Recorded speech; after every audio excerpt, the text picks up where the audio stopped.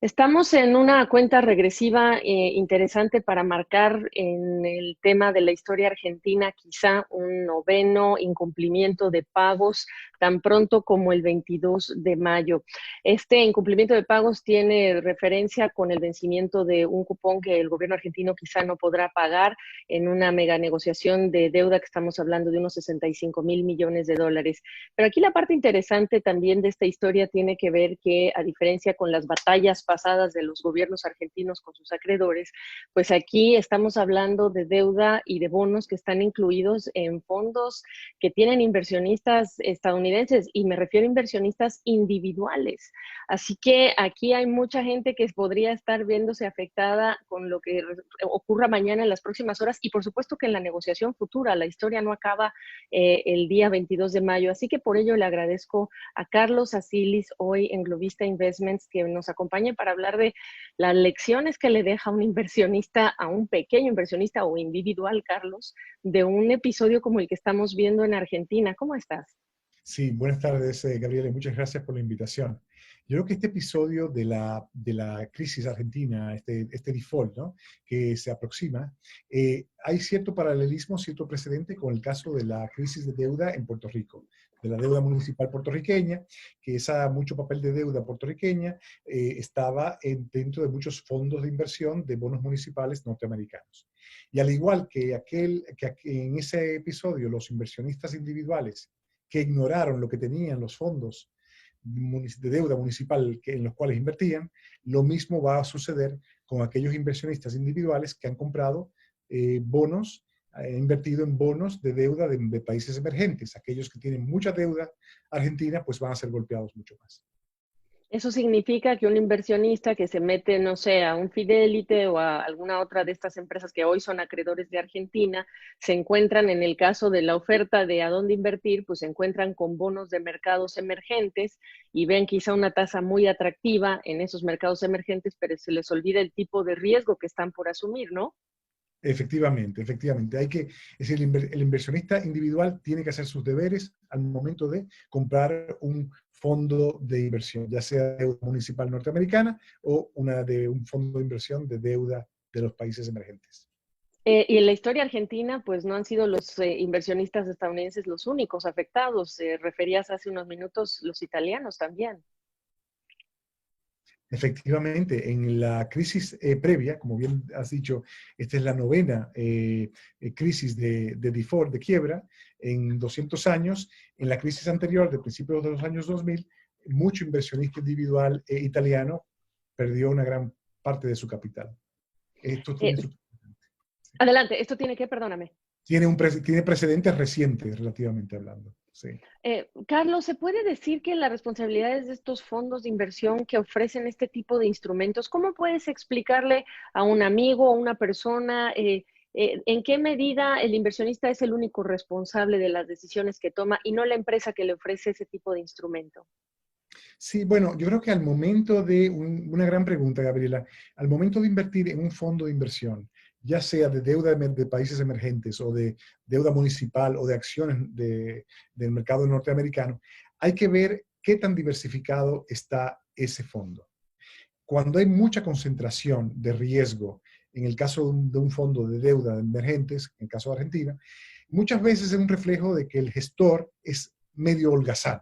Es decir, está buscando un rendimiento mayor, porque muchas veces esta sobreconcentración de inversión en algún país, en este caso Argentina, es porque esa es la deuda de ese país tiene un rendimiento mucho mayor.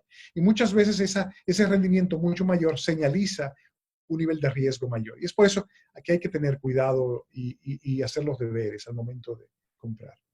Sí, sobre todo recordar esa regla básica: mayor riesgo, mayor rendimiento, o si buscamos mayor rendimiento, cuidado, cuál es el nivel de riesgo. Carlos, pero hablaste del noveno default de Argentina que puede escribirse en unas horas, y yo te quiero preguntar, ¿en dónde está el meollo del problema, del mal manejo del gobierno anterior que hereda este gobierno de Alberto Fernández, y el papel de los acreedores, y del más importante, además, que tiene, digamos que, prioridad en la fila de los acreedores, que es el propio Fondo Monetario Internacional? Sí, bueno, definitivamente, Gabriela, es un excelente punto, porque al momento de atribuir culpa, evidentemente la culpa es compartida, tanto por entidades como el Fondo Monetario Internacional, así como el gobierno argentino anterior, el gobierno de Macri.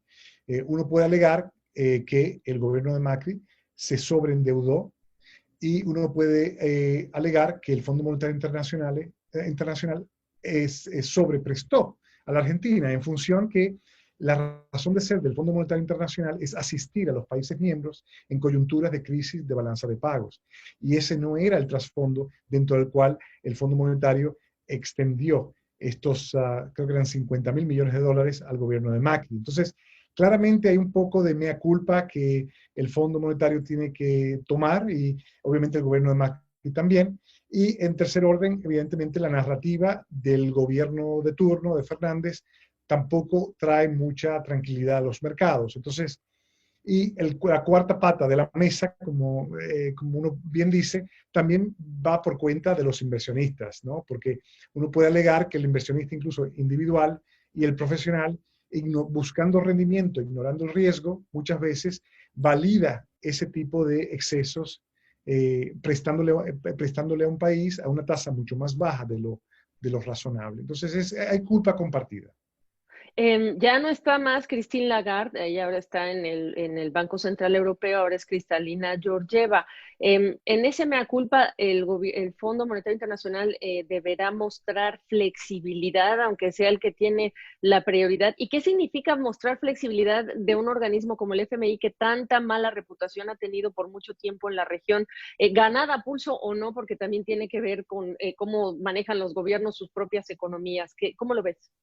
Sí, es una coyuntura muy difícil para la nueva directora gerente del fondo, en función de que hereda este problema, pero también no puede ceder demasiado, es decir, poniéndonos en el lugar de ella, al momento de básicamente aceptar un recorte en el monto adeudado por la Argentina al Fondo Monetario, porque sentaría un nuevo precedente, un precedente muy peligroso para el fondo y sus accionistas, que incluyen países como Estados Unidos, la Unión Europea, China, países importantes que no van a querer ver que se establezca este nuevo precedente. Entonces, yo creo que el fondo le interesa mucho que los acreedores del sector privado, estos fondos de inversión que bien comentaste, obviamente accedan a aceptar una reestructuración de deuda con la Argentina que permita a la Argentina regresar a los mercados en un plazo de 1 año, o 2 años, o 3 años. Hoy en día la memoria es relativamente corta.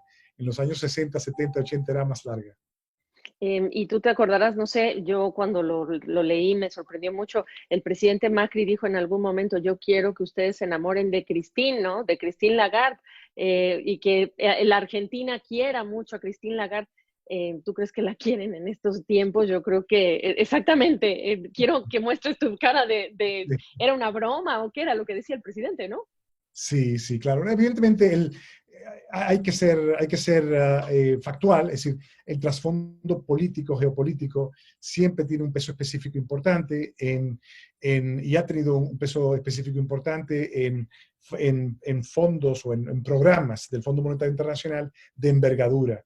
Nos recordamos los programas de la Argentina a principios de los 2000, nos recordamos los programas de la Federación Rusa luego de la disolución de la Unión Soviética, y nos recordamos de programas de asistencia técnica a China a principios de los 90 y otras coyunturas. O sea que no se puede desligar el trasfondo político, geopolítico del ámbito financiero internacional.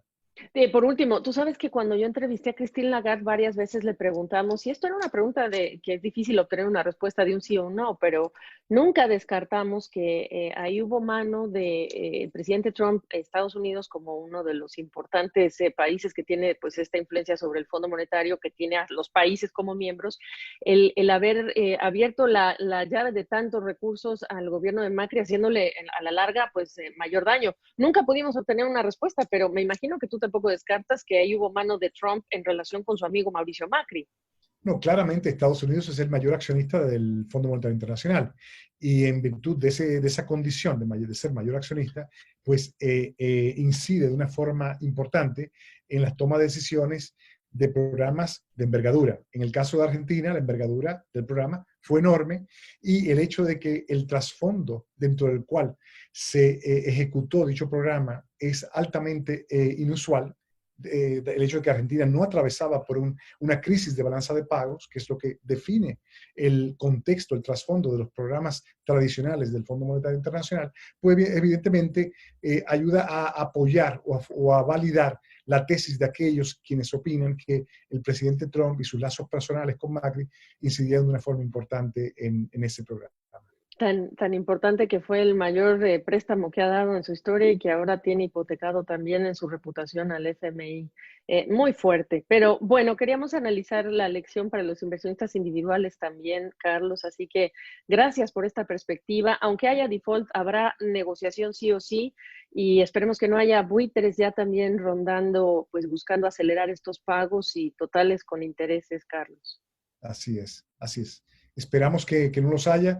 Argentina va a tener un año muy difícil, una contracción económica de cerca del 10% en el año 2020 y una inflación que por lo menos será de 48 o 50%, en una coyuntura donde el nivel de actividad económica al día de hoy representa cerca del 80% de lo que era hace 10 años, entonces del año 2008-2009.